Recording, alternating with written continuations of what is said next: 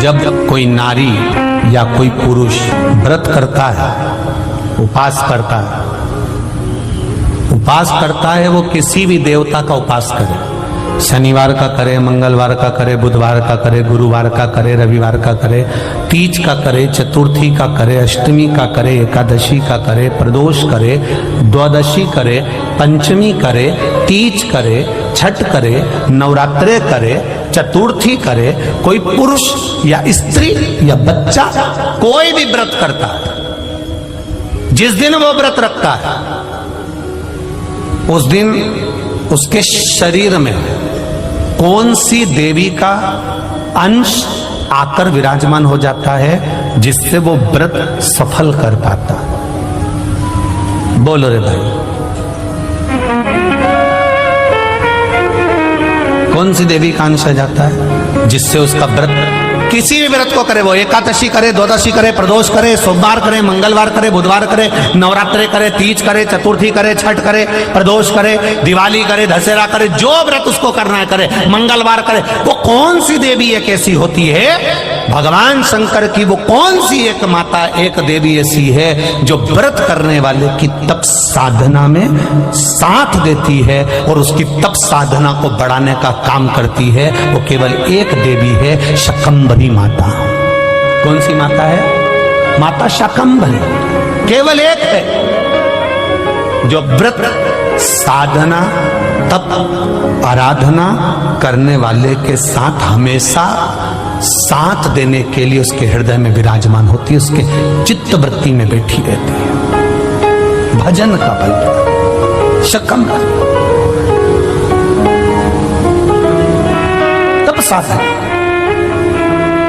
कितना सुंदर कहा है, जो व्रत करता है ना, हम तो यहां तक कहते हैं कि अगर कोई कथा सुनने बैठा हुआ है, कथा सुन रहा है, आपको जाना है, आपका शरीर का जरा सा अंश भी चलते समय दूसरे के शरीर को नहीं लगना चाहिए। शिव महापुराण में वर्णन आया है पितरों की 3 कन्याओं का, मेना, धन्या, कला, इन तीनों का वर्णन आया है। पितृलोक में ये तीनों आराम से रह रही थी और सनकादि ऋषि बैठकर तप कर रहे थे, कथा की चर्चा कर रहे थे, सत्संग कर रहे थे। पहले मेना निकल कर गई, फिर धन्या निकल कर गई, फिर कला निकल कर गई, एक के पीछे एक तीनों निकल कर गई, तीनों निकल कर गई। इनका शरीर का लहंगा संत सनकादि ऋषि के जंघा पर पड़ गया, क्रोध आ गया, ऐ मेना, धन्या, कला, मैं तुम्हें श्राप देता हूं कि तुम तीनों मृत्यु लोक में साधारण सी स्त्री बनोगी।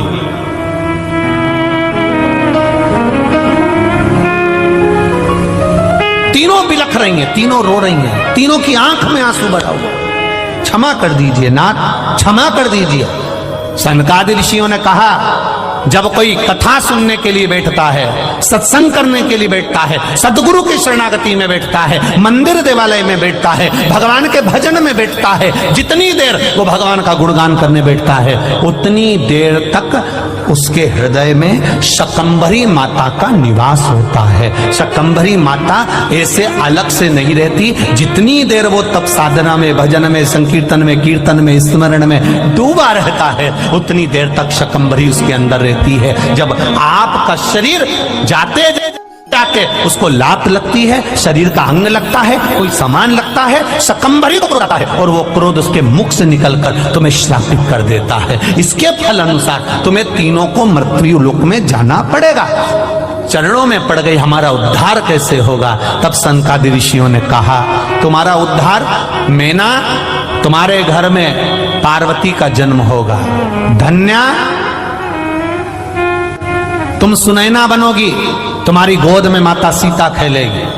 कला, तुम कीर्ति बनोगी, तुम्हारी गोद में राधा खेलेगी। ये 3 देवियां जब तुम्हारी गोद में खेलेगी, जगत का कल्याण कर देगी। अमृत पीने वालों को क्या कहते हैं? देव। और विष पीने वालों को क्या कहते हैं? जम के बोलो जरा, महादेव। 33 कोटि देवता, सबसे ज्यादा बात किसकी मानते थे? जम के बोलो, महादेव। एक सरल भाषा में समझना, पहली बार इस प्रसंग को लेकर आए। श्री राम शिव महापुराण की कथा ये कंजरी में चल रही है। पहली बार यह प्रसंग आया है तो ध्यान से सुनना जरा। अगर आपका कोई काम नहीं हो रहा है, बैंक का कोई काम नहीं हो रहा है, विद्युत विभाग का कोई काम नहीं हो रहा है, तुम्हारा नगर पालिका का कोई प्रशासन का कार्य नहीं हो रहा है, तो तुम क्या करते हो? फाइल तो लेकर जाते हो, साथ में उस प्रशासन का कोई परिचित व्यक्ति जिसकी सब मानते हो,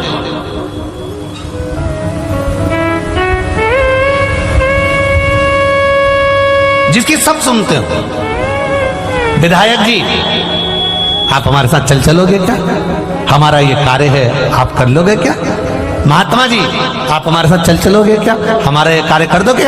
मतलब आप उसको लेकर गए हो जिसकी बात कभी ना कटे, कभी ना कटे। आप उसको साथ लेकर जाओ, आप उसको लेकर पहुंचो।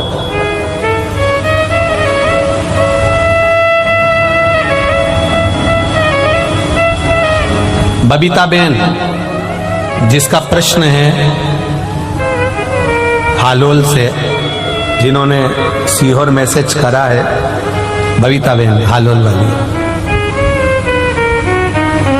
कि हम भगवान के पास में अपना काम करवाना है तो भगवान के पास जाएं तो हम क्या लेकर जाएं? जैसे कोई विधायक को ले जाता है, कोई अध्यक्ष को ले जाता है, कोई किसी को साथ ले जाता है तो प्रशासन का कार्य हो जाता है। हम किसको लेकर जाएं? अरे भाई, हमारे सनातन धर्म में तो पहले से कहा गया है कि मंदिर जाओ तो श्रीफल लेकर जाओ।